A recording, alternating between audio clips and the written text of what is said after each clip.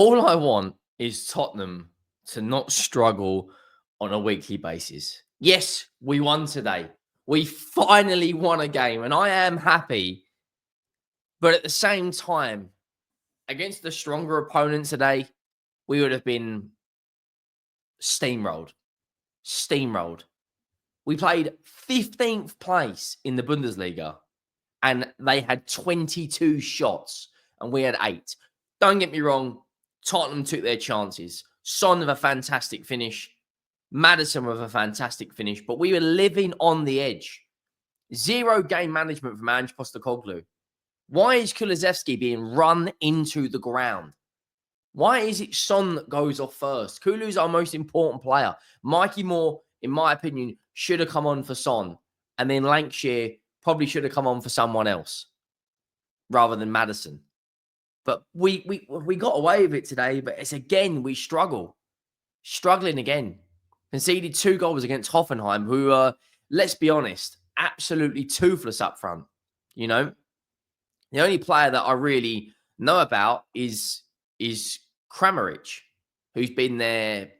I think he has been there quite a few years now. But that for me was a good first half, but a very poor second half. Don't get me wrong, we still scored in the second half to kind of put the game to bed. But you know, typical Tottenham fashion, we allow teams back into the game. You know, Kramaric is like 33 now as well. Like he's not a spring chicken. Make sure you go down, drop a like on the video if you haven't already. Make sure you have hit that subscribe button.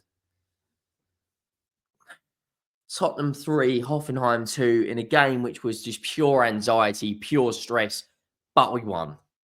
And that is all that matters. We won. Still not good enough in a lot of areas. Everything comes down Pedro Porro's side. Whenever we get attacked, people just know he's not very strong defensively. People know our weakness. And if we allow a team like Bilbao, Lazio, Porto, Manchester United, you know, Real Sociedad, if we allow, you know, Galatasaray, who have already beaten us this campaign, that amount of chances, we will 100% lose. You'd hope that fact that when we actually do play the knockouts, because if we beat Elfsborg, we're pretty much guaranteed to qualify. And Elfsborg, as it stands, are 26th in the competition and are atrocious. So if we can't beat them, then we really are poor. But look, we won today, but I still feel I'm still annoyed. Like 3 points coming out of there with no injuries, the most biggest priority. But if we play like that against Leicester, we will lose. If we give Leicester 22 opportunities with players like Mavididi and players like Vardy, it's going to be a long day. And you got to think as well, that entire team that played today, Son, Richarlison, Kulu, Madders, Bentancur, Bergvall, and the back four of Gray, Davies, Dragusin, Porro will play. And it might be Kinski that comes in against Leicester. That will be the entire team that will play. You know, Kulusevski and Porro, another 90 minutes. They are being run into the ground. You look at that bench. Why could we have bought on Lancashire for Kulu, Mikey Moore for, say, Maddison, and then go to a 3 at the back, tuck Bentancur into that back line, or play a back line of Gray, Davies, Dragusin, chuck Bentancur right back for 20 minutes just to give him a rest. We actually had a really strong start. Pedro Porro on the attacking side of the game, really, really good. A fantastic ball over to the top. And James Maddison puts it into the back of the net. It's a ridiculous goal. The first touch is exquisite. The finish is a joke. And we go 1-0 up. And as soon as we scored that goal, you could see we were right at it. You could see we were, you know, we meant business. You could see that we had confidence. And then we made it 2-0. Son, bit of a dodgy finish, got deflected over the top of the goalkeeper. But Son got on the score sheet, not once, but twice today. We're 2-0 up at half time, and I'm thinking, right, just keep the ball down their end, keep the ball as much as we can. But the game management from Ange Postecoglou, like we were under the cosh that second half. Under the cosh. You know, I think the XG was pretty much even. and we had 8 shots and they had 22, which kind of says how bad. I think we had 2.12 and they had 2.13. Just shows how bad their attack is if we had the same XG with a third of their shots. But if we do that against a Brentford, who we've got coming up, if we do that against a Aston Villa in the FA Cup or a Liverpool at Anfield, we're going to get pumped. Like, don't get me wrong, we won tonight, and there's a lot of things to be positive about. You know, our last 3 wins have actually come in the cups against Tamworth, Liverpool, and Hoffenheim. But we've only won 1 of our last 10 in the Premier League and are hovering above a relegation fight. We can't play like we did in that second half. Hoffenheim's first goal comes down Porro's side. It's a cross into the box, and Stack puts it in.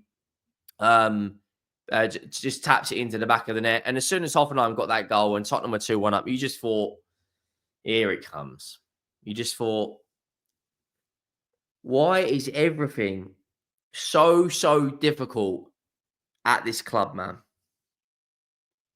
There's no easy game for Tottenham. Hoffenheim, 15th in the Bundesliga, have won 4 of 18 games. Minus 12 goal difference. Only above the relegation zone by 3 points. They are a poor side. And once again, Tottenham from a winning position nearly throw it away. Son makes it 3-1.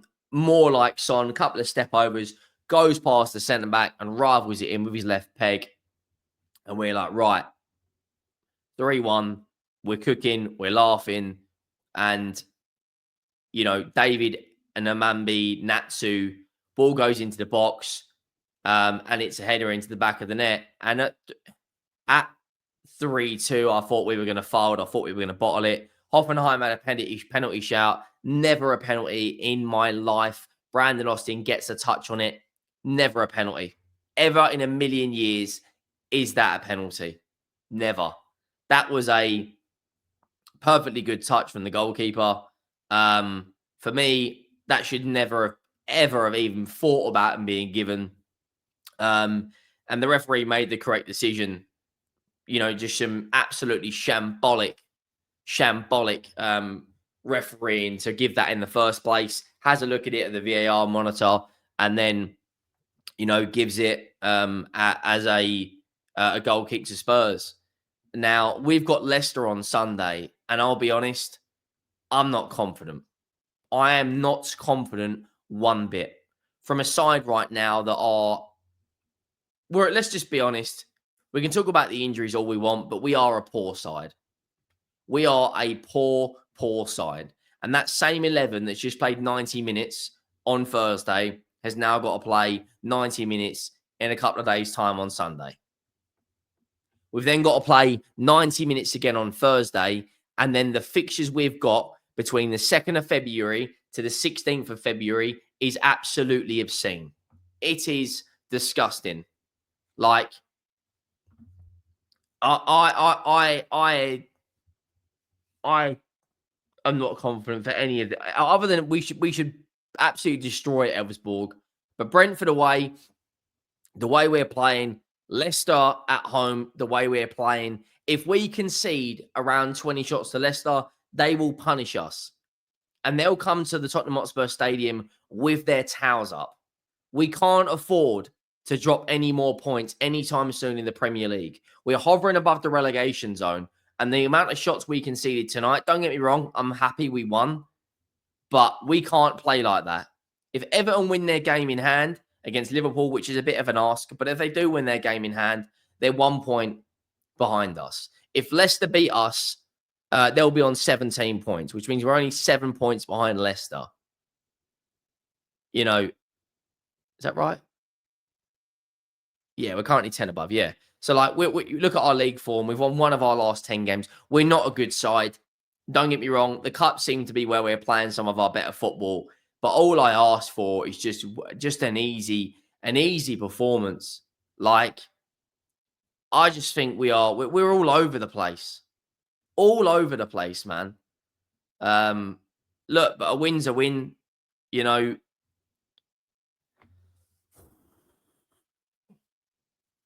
we move. Drop a like, subscribe, and I'll see you all soon. Thank you for watching. I'm out.